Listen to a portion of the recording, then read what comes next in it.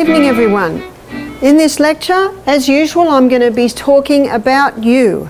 And I'm going to be talking about a very interesting part of your body called the gastrointestinal tract.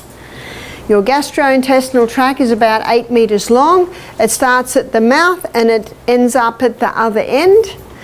And we're going to have a look at what happens to the food on the plate, to break it down to microscopic little particles that then can get absorbed into the blood. And tomorrow morning in the lecture on the liver, we're going to have a look at what happens when it gets into the blood. But in this lecture, we're going to look at the fascinating process that breaks that food that you're probably dreaming about, that you had Sunday lunch, to microscopic little particles, absorb it into your blood. And all the food goes into the mouth. So the mouth is the first organ of digestion. The mouth is the only area that we have say over when it goes in, we have say over what goes in, we have say over the environment surrounding when it goes in. We also have say over how long it's actually in the mouth. And we also have say over how often it goes in. So this is basically the only area that we have total say over. The mouth's pH is an alkaline pH. And there are only two food groups that are broken down in the mouth. A lot of people don't even realize that anything starts its breakdown in the mouth. The enzyme that's released in the mouth that breaks down starch is called ptyalin. And ptyalin is what's often called a salivary amylase. The salivary amylase breaks down starch. It doesn't totally break it down. As you'll see as we go down the journey, it begins the breakdown. When children are born, they have no teeth and they have no salivary amylase. And the first teeth children have when they're, or develop, usually at around the age of 7, 8, 9, 10 months, 11, 12 months of age, are 4 top teeth and 4 bottom teeth. And those teeth are called milk teeth. Do you know why? That's all baby should have, is milk. But it's also taste time. That's a good time to let your baby have a stick of celery to have a little suck on, maybe a little bit of apple in a net bag to have a suck on, maybe a little bit of cucumber to suck on, maybe a little bit of steamed bean to suck on. It's taste time. And when baby is slowly introduced to food like that, it gives their gut time to adjust to the new flavourings coming in. The next teeth that come through are the molars. Now the molars come through back here. Molars grind. And when the molars are fully through, then ptyalin is released by the glands in the mouth, and ptyalin breaks down starch. You see, what we grind, that is your grains. So until the molars are there, baby should not have any grain. And what's the first food that mothers are told to give baby as a rule? Cereal. Pure starch. And when it goes into the baby's mouth, it usually comes straight out. Because until the baby has teeth, and even when the baby has teeth, because my babies were breastfed for several years, they suck with their tongue and their top lip. That comes down. So when this slop, you know, the pharynx goes in, baby automatically goes like that. And you know what happens to the pharynx? It pops straight out the mouth again because of that action. So the mother scoops it up and puts it back in again. Have you ever seen mothers do it? Mm-hmm. Scoop it up, put it back in. It defies reason to me. It just defies reason. You know, children should not be eating till they can sit, till they can feed themselves, until they've got teeth to chew it with. And when children are given slop, you know, they can get to even 3, 4, 5 and they won't eat anything unless it's slop. But when children are given solid food, like what I was saying, when they can sit and suck on it, their little teeth at the front make little chews. My 10-month-old granddaughter Esther, we're all having dinner together. It was cold, and we're in Tasmania, so we put a big sheet on the floor in the lounge room where the fire was, and we ate there. And what does our little girl want to do? They're very social, aren't they?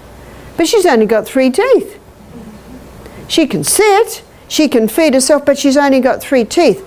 My daughter said, "Mum, what'll we do?" I said, "Give her a steamed green bean," because that was part of our meal. Oh, she was so happy. She thought she was doing exactly what we were doing, and you know, in 20 minutes, half an hour, by the time we'd finished, she'd eaten 1 centimetre. And there were little bits of food all around her where she'd chewed little bits off with her 3 teeth. That's what it should be. That's what it should be. And it's not until the molars are fully through that the glands in the mouth now release ptyalin, which will break down starch. So I didn't give any of my babies any starch until they had a good set of teeth. My son James is 39, and he didn't eat any solid food till he was 16 months of age. Now, you never hear of such a thing. A lot of parents want to see what will happen. And by the way, whatever you give my little granddaughter Esther, she will eat. So how come babies become fussy? Do you think Esther would be happy with a celery stick if she tasted ice cream? Chocolates? Huh? Sweet biscuits? No. You see, parents dictate the tastes of their children. Sorry, but they do. Because you look at a little crawling baby, they'll eat anything they find. If they find a caterpillar, they'll eat it, huh? So where does the fussiness come from? So it is starch that begins its breakdown in the mouth, as long as you've got all your molars. The other food is a saturated fat. Saturated fat begins its breakdown in the mouth. Saturated fat is a combination of short and medium chain fatty acids. And underneath the tongue there are sublingual glands, and they release lingual lipase. And lingual lipase is the enzyme that breaks down the saturated fat.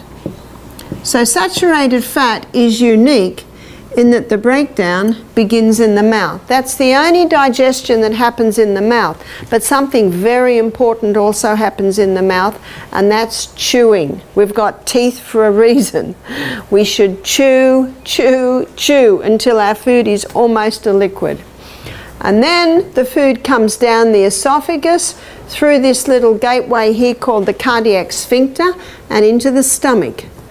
So the stomach is the next organ of digestion, and the stomach is not an alkaline environment, it is an acid environment, and it's very important that it be an acid environment.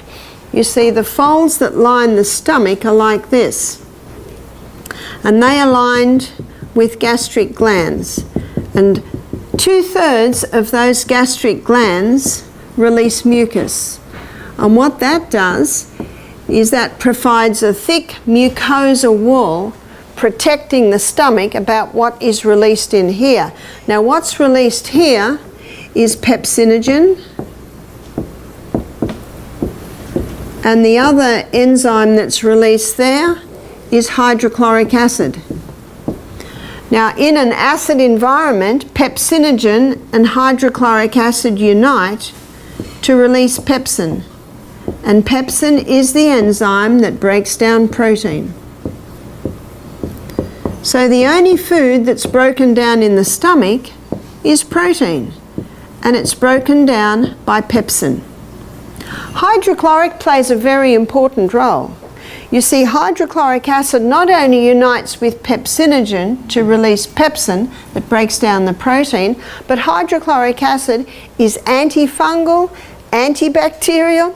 So if any fungus or yeast or bacteria happens to be on the food we're eating, if you've got nice strong hydrochloric acid, it basically annihilates it.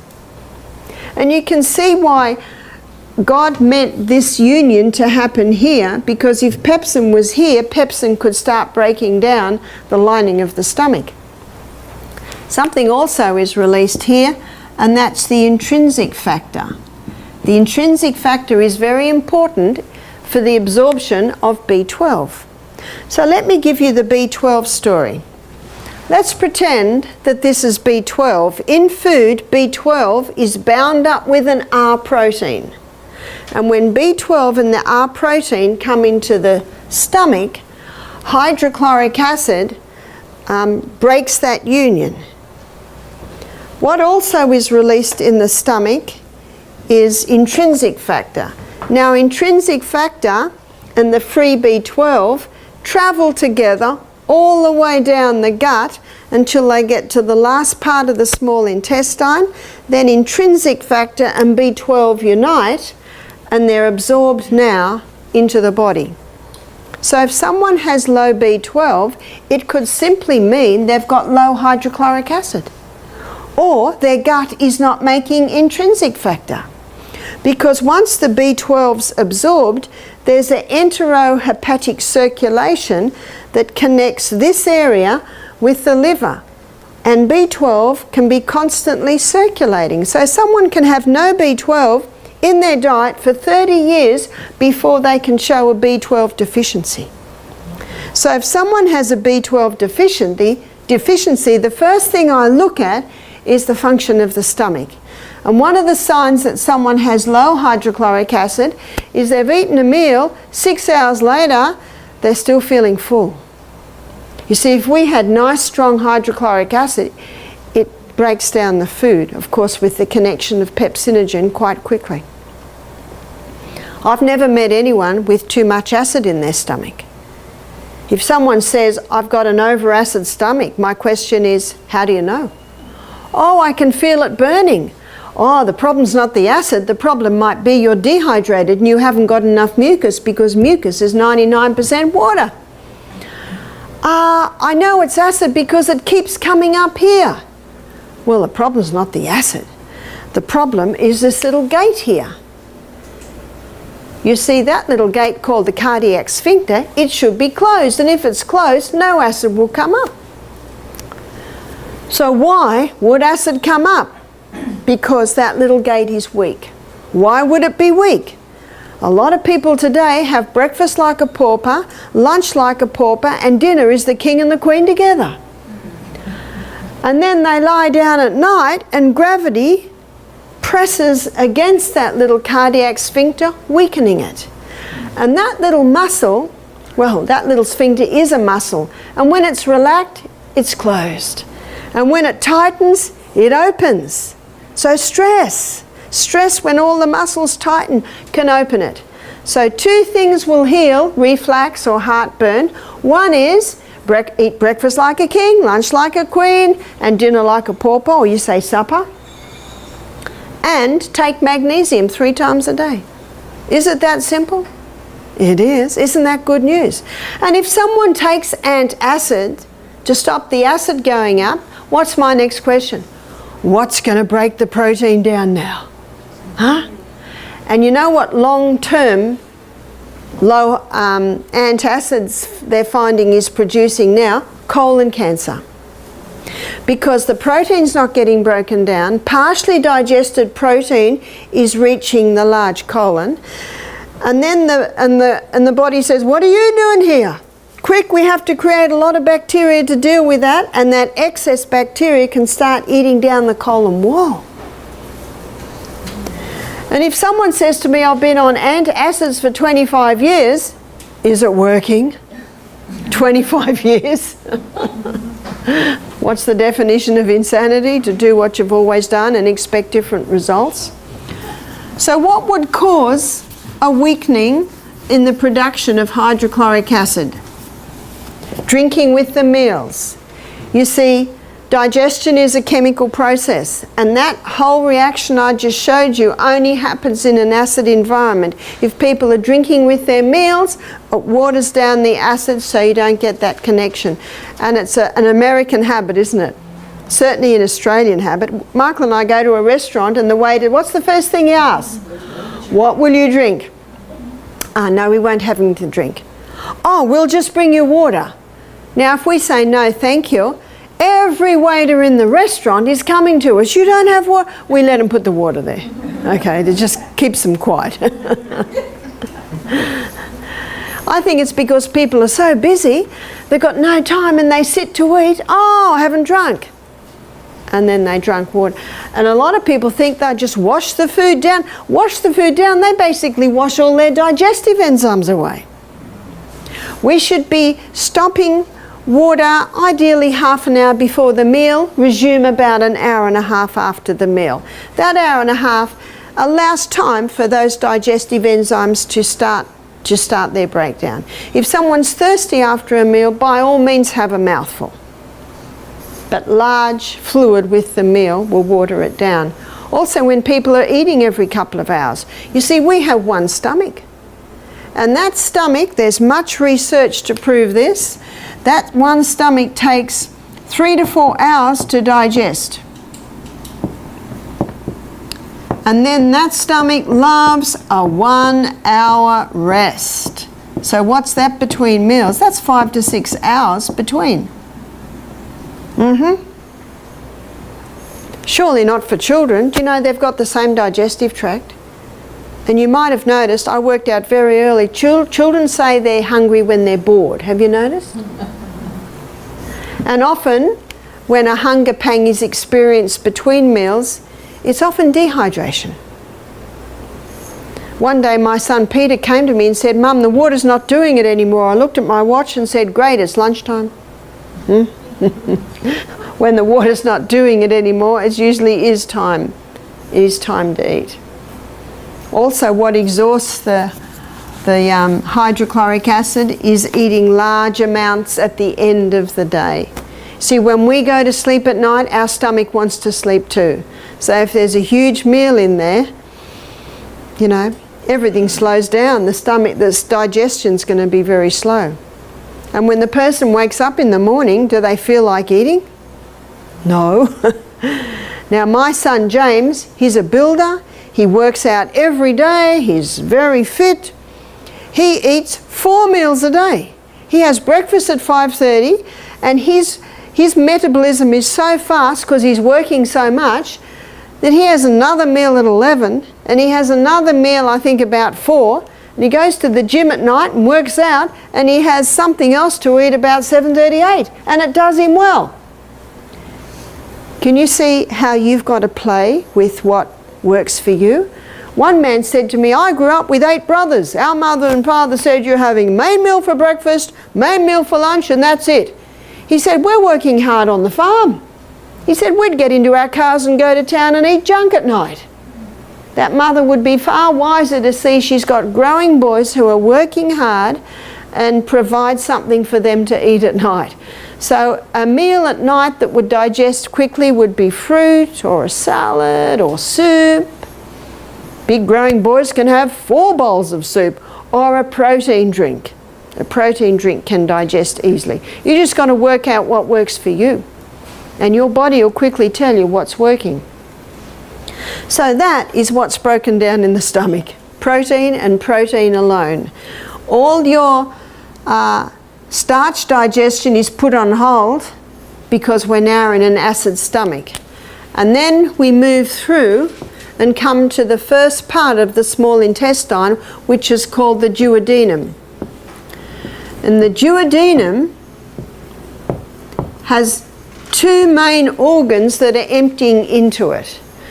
Notice we've got the liver here, the gallbladder. The gallbladder is a reservoir for bile, and that bile duct comes down, connects with the neck of the pancreas and empties into the duodenum. It's an alkaline environment in the duodenum.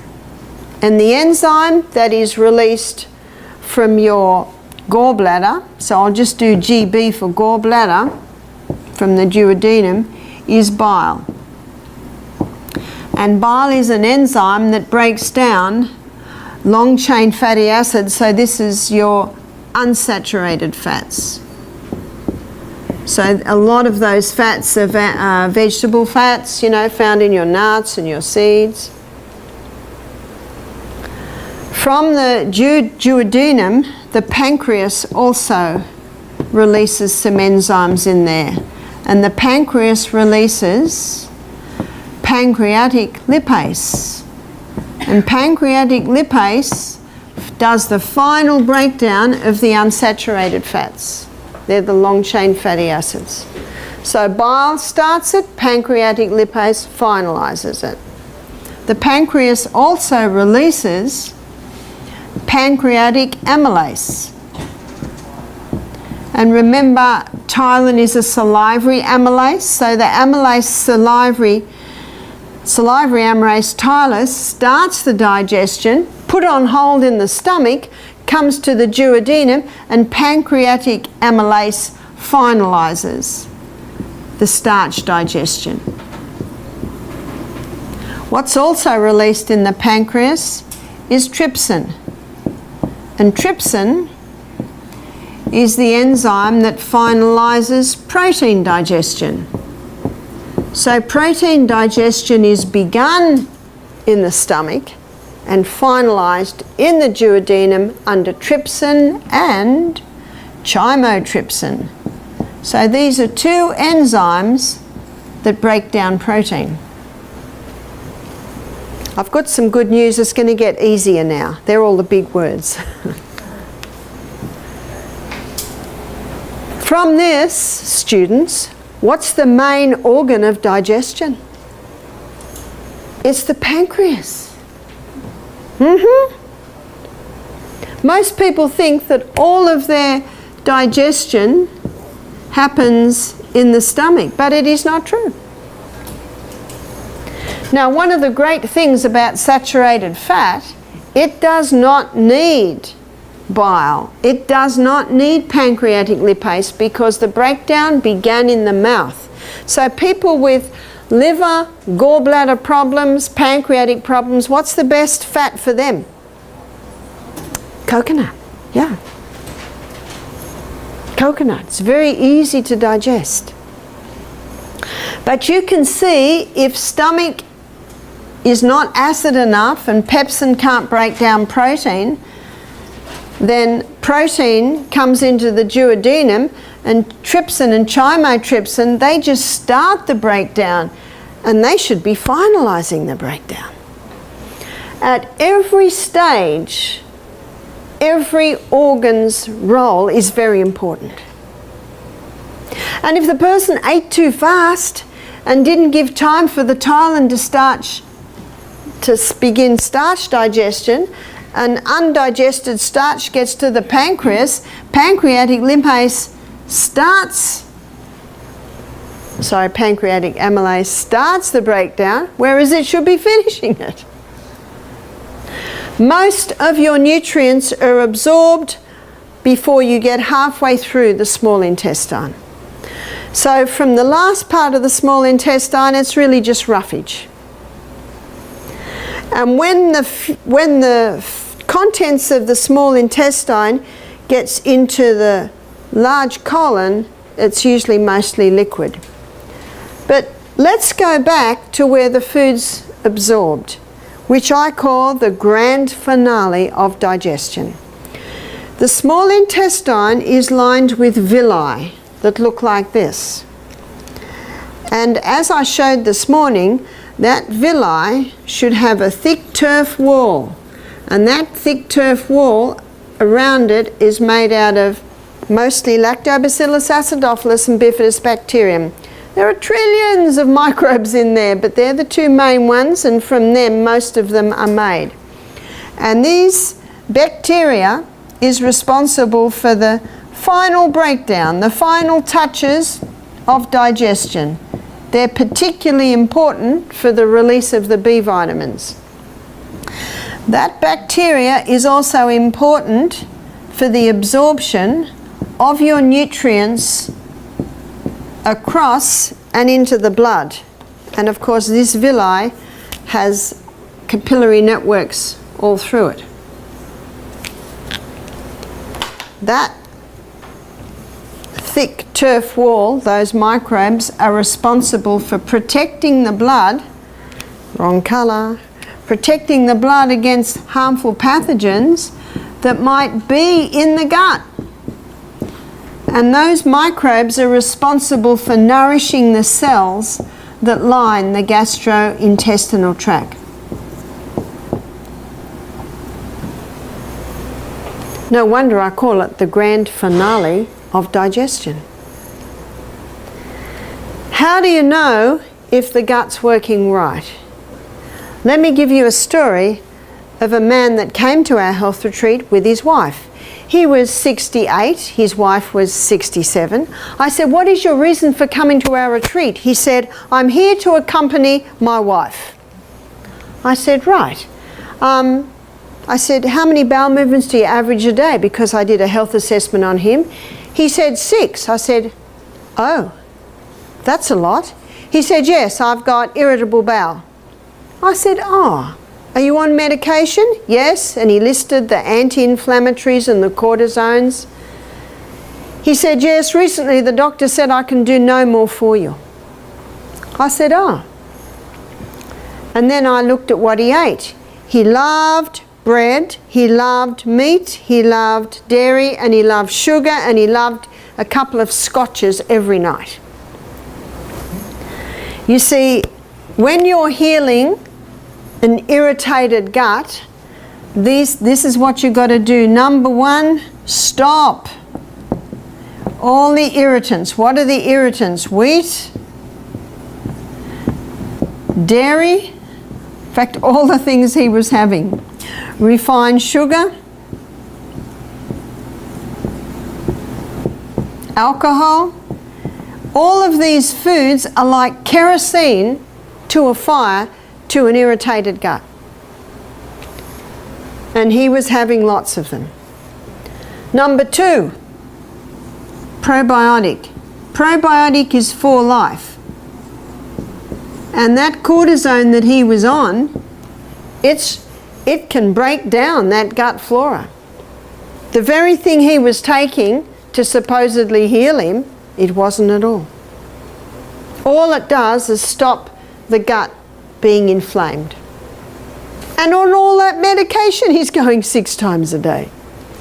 And number 3, there is a herb called slippery elm. And slippery elm coats, soothes and heals the lining of the gut. Psalm 104 verse 14, the Bible says, God gave herbs for the service of man. Slippery elm is a remarkable herb. It not only gives form to the stool, it coats, soothes and lines the gut, and it contains a growth stimulant, so it can stimulate rapid healing in the lining of the gut.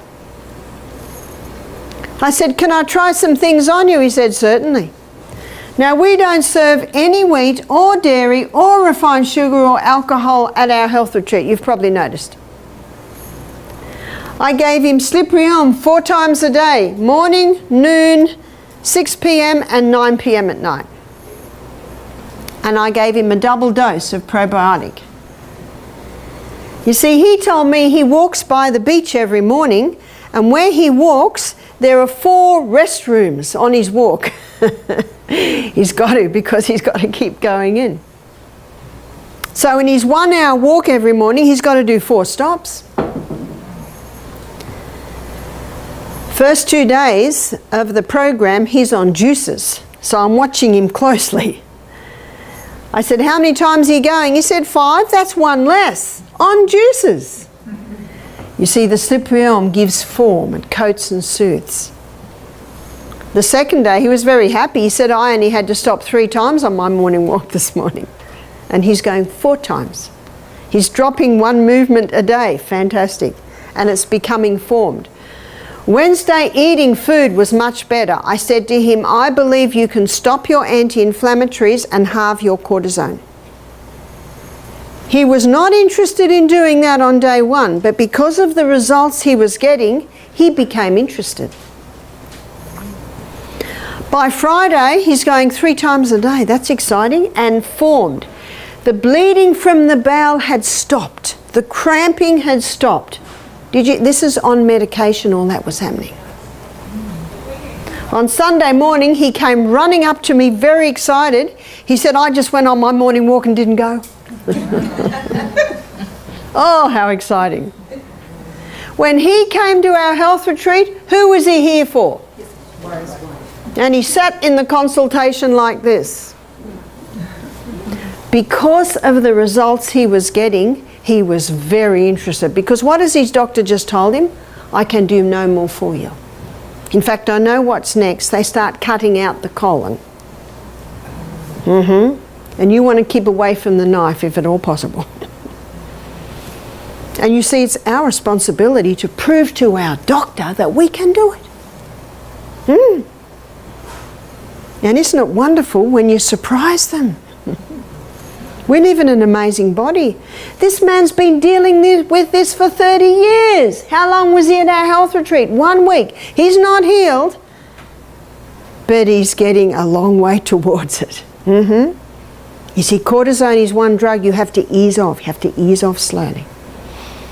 I haven't heard any more, but it was pretty exciting what we saw there.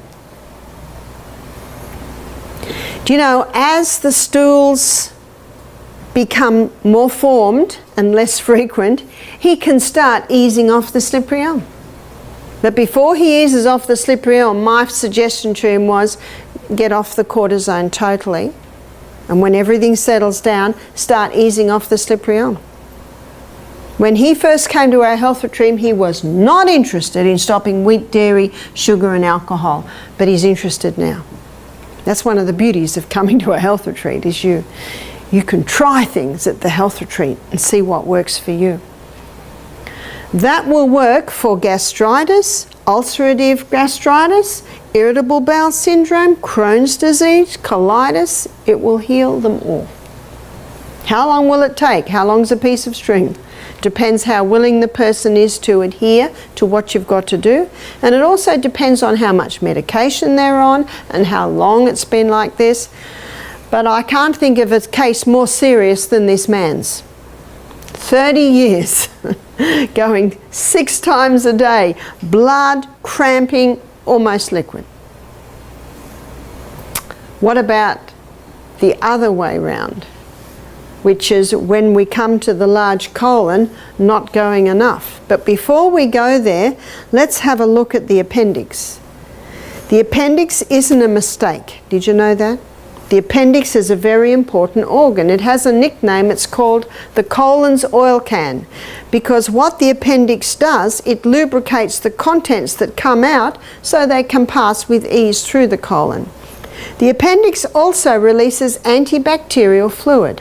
So if what's coming out of the small intestine is toxic, it can release fluid there to calm it down. Why would it come out of here toxic? Definitely it's always toxic on a meat diet. You see, dogs' digestive tract is about 1.5 meters long, and they're meat eaters. It's in and out quickly, whereas human beings, it's about 8.5 meters long. So by the time it's getting down here, it's putrefying. See, this is a warm environment. You just put meat in a warm environment overnight, what's happening to it? It's going bad. Yes, there are enzymes in there that are breaking it down. Yes, that is happening, because lots of people eat meat and they're not dead. So if someone does want to eat meat, they really have to pack it out with a lot of vegetables to get it through without it poisoning them. Another problem with meat is there's no fibre, and so it easily can get caught in these little pockets. Another reason why if someone chooses to eat meat, it must be with a lot of vegetables to move it through. Now, if a person's eating meat, that food's putrefying, and if they have a steak, say, and ice cream for dessert, that sugar feeds that putrefaction process. So what's coming out here is pretty bad. Now, if what's coming out here is constantly bad, that appendix starts to overwork and it starts to swell. You've heard of people getting appendicitis. It's usually just poor old appendix is just overworked. So what this colon needs, and we looked at that a little bit today, it needs fibre. Your vegetables are your highest fibre food. Vegetables are high in fibre, high in minerals, low in sugars. Whereas fruit is high in fibre, but it's high in sugars and low in minerals. So your healing foods are more your vegetable foods. One of the main functions of the colon is to take water out, so stools are formed. So it's very important to drink adequate water so your colon doesn't have to take too much water out to form the stools. So what happens if a person is only going once a day, how can they encourage their colon to go more? Choose a high fibre diet, make sure they're well hydrated, make sure they're exercising. What if they're doing all of that and they're still only going once a week? And I've met some people that are. Or usually when they start that, they'll start going at least 3 times a week. The cells in our body develop habits, and often the colon has developed a habit. So it's actually, even though you're doing everything right, it's in the habit of not going. So there are herbs that'll revive colon function. And the herb tea mix that we are serving you, we call it colon tea, because these herbs specifically, directly affect the function of the colon. And this is the recipe: 1 part cascara, 2 part licorice,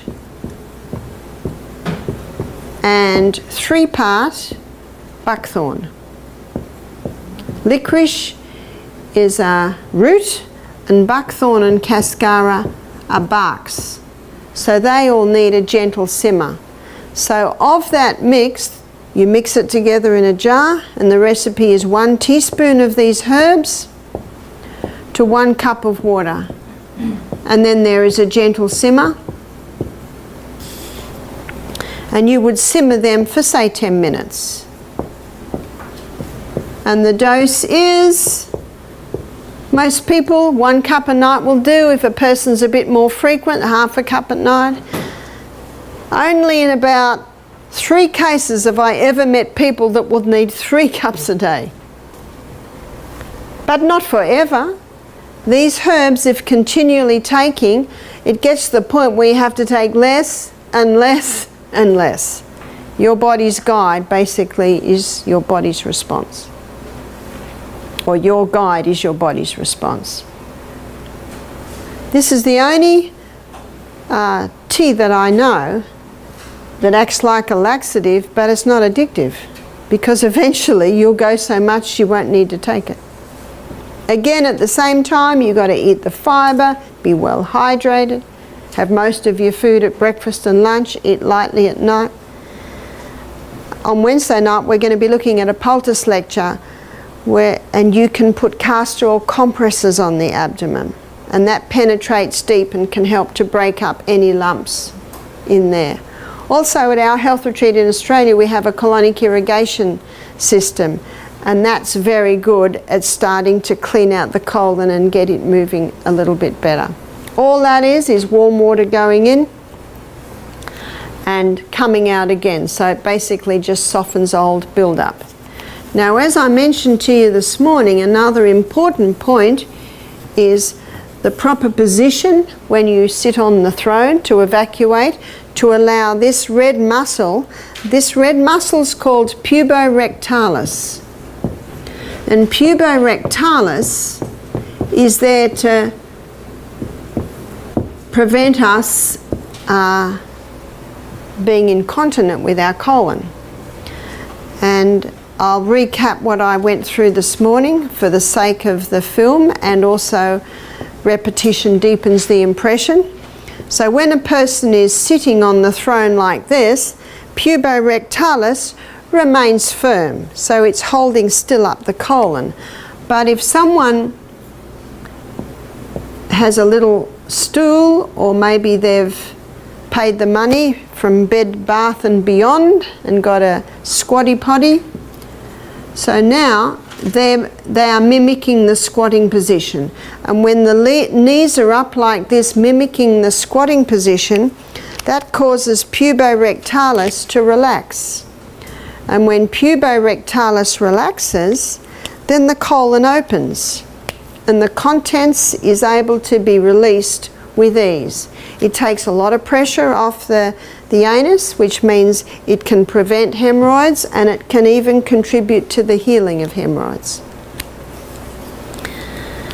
In many countries today, people still squat. I met a young man, only 25 years of age, and he had a fistula. What's a fistula? You've got one opening in the anus, but another opening here.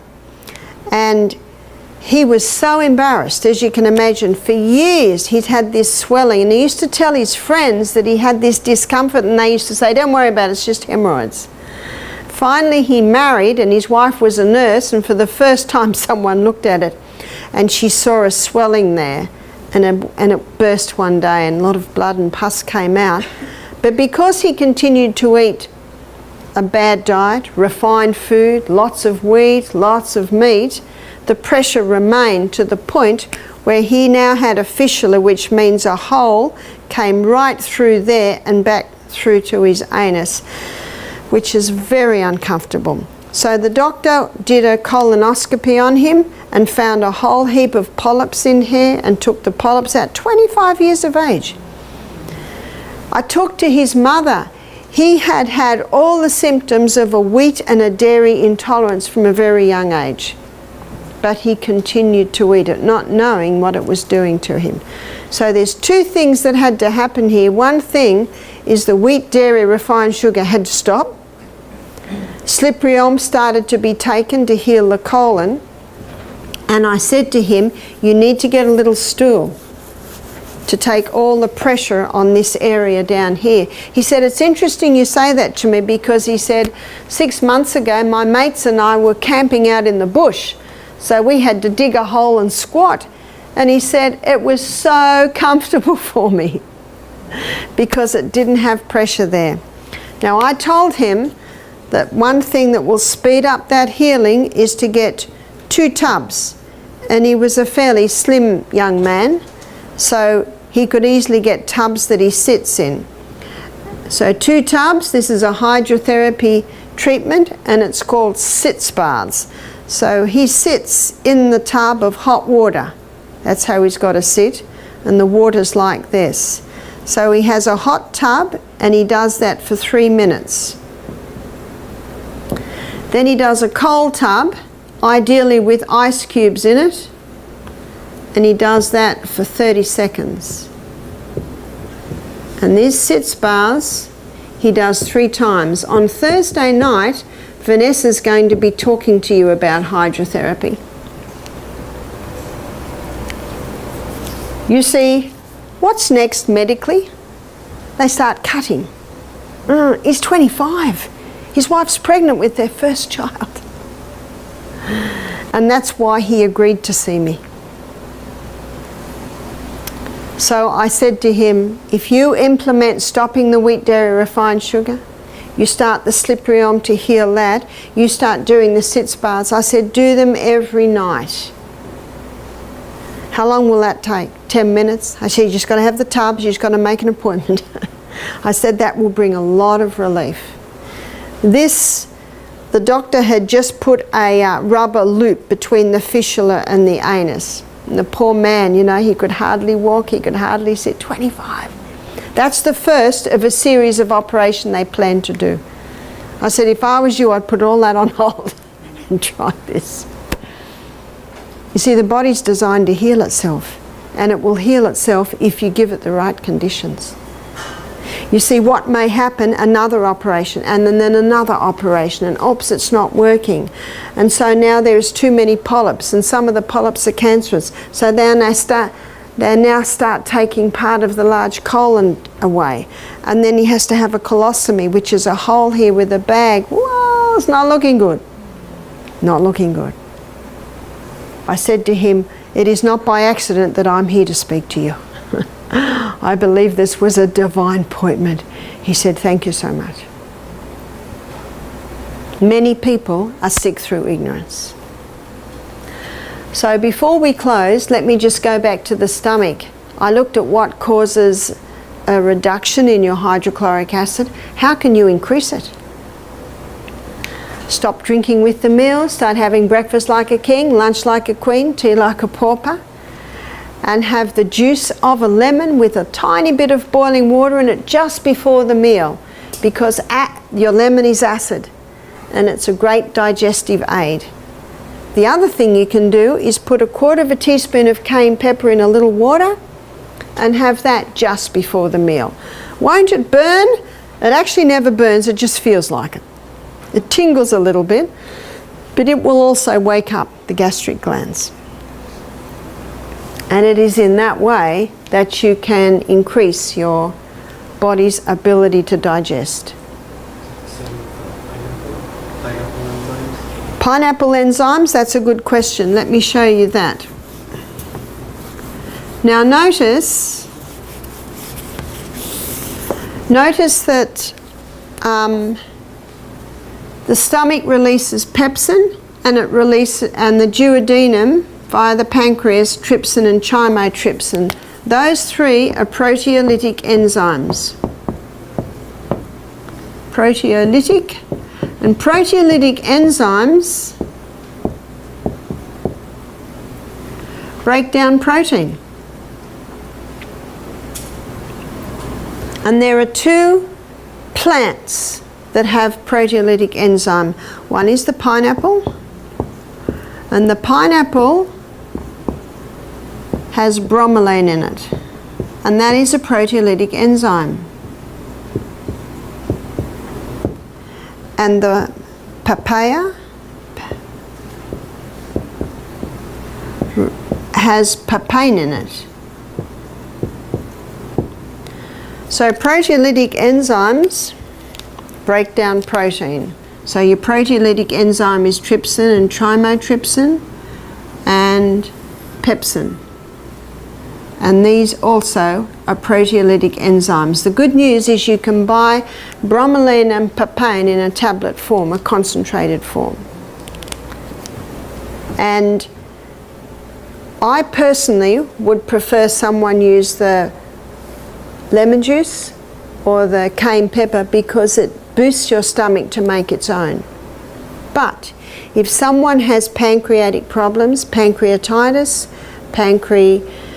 pancreas that is cancerous, they need the proteolytic enzymes. Many people with pancreatitis or pancreatic cancer die of malnutrition. Can you see why? Because the pancreas is the main organ of digestion. So if anyone has pancreatic problems, the proteolytic enzymes, papain and bromelain, are vital for them. Some products have something called porcine in it, and that's an enzyme extracted from the stomach of the pig. I'm not interested in that.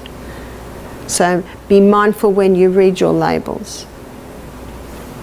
And there are some herbs that are very bitter, and they stimulate the release of digestive enzymes, liver enzymes and pancreatic, and that is gentian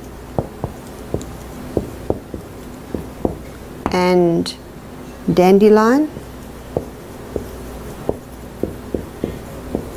and St. Mary's thistle, or sometimes it's called milk thistle.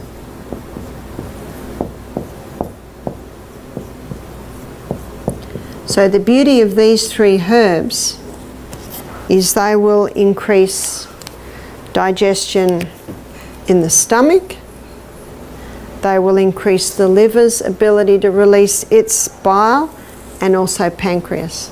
So those three herbs do those three. So they stimulate it to do it, where the bromelain and the papain, they basically can even take the place of those other proteolytic enzymes. And there ends our journey through the gastrointestinal tract. And tomorrow we're going to look at the liver, and I'm going to show you what happens to these tiny little microscopic particles that have been broken down from these foods and come into the blood. We will continue our journey.